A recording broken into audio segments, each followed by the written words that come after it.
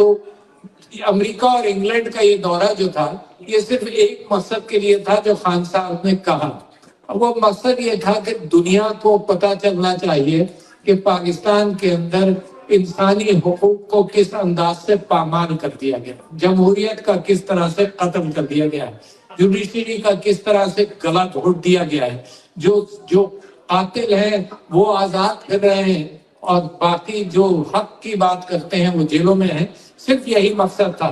لوگوں نے یہ کہنا شروع کیا کہ میں باہر اس لیے گیا ہوں کہ میں کسی ملک سے کوئی چیز مانگ رہا ہوں، میں باہر کے ملکوں سے عمران خان کی راہی مانگ رہا ہوں. قطعاً نہیں. میں سمجھتا ہوں پاکستانیوں کے اندر اتنا دل ہے، اتنی جان ہے، اتنا خون ہے، اتنی طاقت ہے کہ ہم خود اکیلے عمران خان کو رہا کریں گے. کوئی کسی دوسرے کے غلام ہم نہیں ہیں. ہم کسی سے کچھ نہیں مانگیں گے، ہم باہر کبھی بھی نہیں مانگیں گے. اگر ہم باہر آ کر کوئی بات کہیں گے تو ہم یہ کہیں گے کہ تم اپنا ہاتھ ان غیر جمہوری قوتوں کے پیچھے سے ہٹاؤ. ہم اگر بات کہیں گے باہر آ کر تو یہ کہیں گے to stop interfering in Pakistan. Not the fact that we want anybody to do anything for Pakistan. مگر ایک دوسری بات ہے جس کے لیے میں باہر نکلا، وہ یہ کہ ڈائسپورا، آپ لوگ میرے پاکستان کی جان ہے، پوچھو کس طرح سے. میں یہ سمجھتا ہوں کہ آپ بڑا ایک کلیم کرتے ہیں اور اچھا کلیم کرتے ہیں کہ $36 بلین اور $40 بلین سالانہ بھیجتے ہیں. اس سے کہیں زیادہ میرا عمران خان وہ لیڈر ہے جس نے آپ پر بھروسہ کیا ہے. کس بات پر؟ اس لیے نہیں کہ آپ ریمیٹنس بھیجیں گے، اس لیے کہ آپ پاکستان کی تعمیر نو کے اندر سب سے بڑا حصہ بنیں گے. کیونکہ آپ باہر آئے، آپ نے یہاں سیکھا، آپ نے نالج حاصل کی. بیٹھ جائیں، پیچھے سے ذرا سا ہٹ جائیں تو میں ذرا سا کنسنٹریشن سے بات کر سکوں. ٹھیک، بہت شکریہ، بہت شکریہ. ہے نا، سب کی تصویریں کھینچیں گی، میں کھینچواؤں گا، ٹھیک ہے نا. ہاں، مگر وہ ڈسٹربنس ہمیں ہوتا ہے، وہ ڈسٹربنس نہ ہو تاکہ آپ سے دل کی بات ہو. میں یہ کہنا چاہ رہا تھا آپ سے کہ یہ جو ڈائسپورا ہے، اس کا امریکہ کے اندر بھی میں نے مسلسل یہ ذکر کیا اور درخواست کی لوگوں سے کہ you have to rebuild. یار یہ آسان کام ہے کہ جب عمران خان 2018 میں آیا، حالات اس سے زیادہ خراب ہیں. جو پولیس ہے اس سے زیادہ بدماش بن گئی ہے.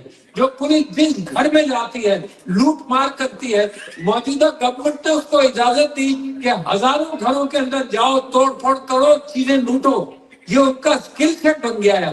تو پولیس بھی خراب ہو گئی، جوڈیشری تباہ ہو گئی. یہ وہی جوڈیشری ہے جو کبھی الیکشن کے اندر بھی گڑبڑ کیا ہی کرتی تھی نا، اب تو بالکل ہی ختم ہو گئی. جوڈیشری تباہ ہو گئی، معیشت تباہ ہو گئی. تو عمران خان کا کام تو اور بڑھ گیا، اور مشکل بن گئی ہے. پاکستان کی تعمیر نو اتنی آسان نہیں ہے. یہ تو آسان قدم ہے، میں واقعی آپ سے کہہ رہا ہوں یہ آسان قدم ہے. انشاءاللہ عمران خان کو ہم راحت کریں گے. مشکل قدم ہے کہ پاکستان کو تعمیر کیسے کریں گے. مگر یہاں جیسے ہی آیا تو ہمارے بہت سارے رپورٹرز اور جرنلسٹ یہ کہہ رہے تھے کہ جو ہندوستان کی حرکت ہے، جو حالات ہیں، اس پر آپ پاکستان تحریک انصاف کا موقف ضرور رکھیں.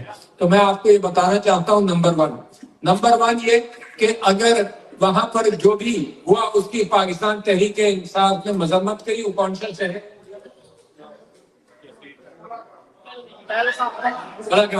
بلگام کے اندر جو کچھ ہوا پاکستان تحریک انصاف اس کی مذمت کرتی ہے.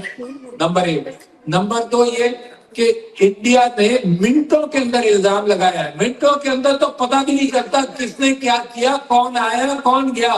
اس سے ظاہر ہوتا ہے کہ الزام غلط ہے، مگر منٹوں کے اندر الزام لگایا. دو، اس کے بعد سے وہ الزام بڑھاتے ہی چلے جا رہے ہیں، کوئی ثبوت نہیں دیا.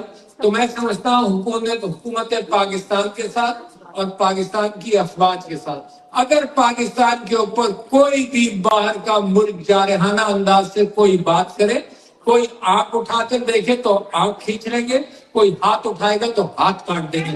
اس میں کسی کو شبہ نہیں ہونا چاہیے کہ پاکستان اس میں متحد ہے. پاکستان متحد رہے گا.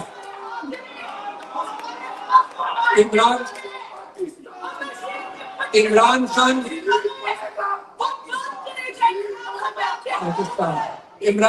وہ لیڈر ہے جس نے جب بھی یہ کہہ دیا تھا، جب بالا کوٹ کے اندر وہ پیڑ گرا کر بم گرا کر بھاگ کر گئے تھے اور کہا تھا کہ ہم نے دہشت گردی کا کوئی قلعہ کیا ہے اور صرف پیڑ ہی گرائے تھے، جھوٹ بول کر آئے تھے۔ عمران خان نے اسی دن کہہ دیا تھا کہ کوئی غلط حرکت مت کرنا ورنہ میں چھوڑوں گا نہیں، اور اس نے ٹویٹ کی تھی اسی اعتبار سے کہ don't do any thing foolish, don't attack, اور پھر وہی ہوا کہ انہوں نے غلطی کی، عمران خان نے جواب دیا۔